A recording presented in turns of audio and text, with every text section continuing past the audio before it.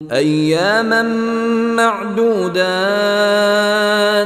فمن كان منكم مريضا أو على سفر فعدة من أيام أخر چند مقرر دنوں کے روزے ہیں، اگر تم میں سے کوئی بیمار ہو یا سفر پر ہو تو دوسرے دنوں میں اتنی ہی تعداد پوری کر لے۔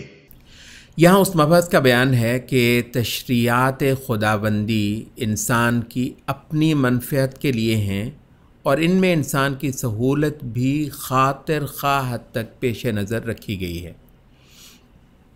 بھاری بھرکم ریاضتیں یہاں ہے ہی نہیں۔ یہ دین خداوندی ہے جو انسان کی فطرت کے ساتھ کلی مطابقت رکھتا ہے۔ دین خداوندی جو انسان کی فطرت کے ساتھ کلی مطابقت رکھتا ہے۔ عبادت نامی جو چیز ہے، عبادت اس کے نفس کو پاک صاف کرنے کے لیے ہے تاکہ یہ خدا کے ہاں قبولیت پا سکے، کیونکہ وہ ذات پاک ہے اور صرف پاک کو قبول کرتی ہے۔ اب چونکہ نفس کا ایک عمل سے گزرنا اس کی اپنی افزودگی اور ترقی کے لیے ہے تاکہ یہ خدا کی مجاورت یعنی دار خلود میں رہنے کی اہلیت پائے، لہذا اس کو ایک خوشگوار عمل ہی رہنا ہے، نہ کہ کبھی بھی کوئی بوجھ بننا ہے۔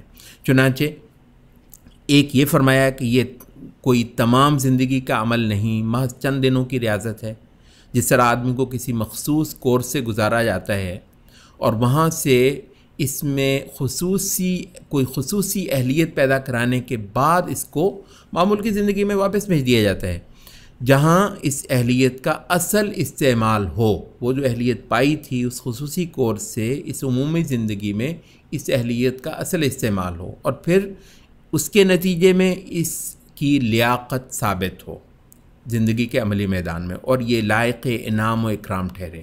لہذا اصل یہ ہے کہ ان چند دنوں کی محنت سے واقعتاً نفس میں وہ چیز پیدا ہو جائے جو اس کمال عبادت سے خدا کا مقصود ہے۔ ایک بات تو یہ ہوئی۔ دوسرا فرمایا کہ ایک مریض یا مسافر کے حق میں یہ عمل مؤخر ہو سکتا ہے تا وقت کہ وہ اس خوبصورت عمل کو کامل خوشگوار حالت میں انجام دینے کے قابل نہ ہو جائے۔ رخصت کی دیگر صورتیں جو آگے چل کر آئیں گی وہ بھی اسی مضمون کا تسلسل ہوں گی، مگر یہاں ایک رخصت کا اہم رخصت کا ذکر فرما دیا۔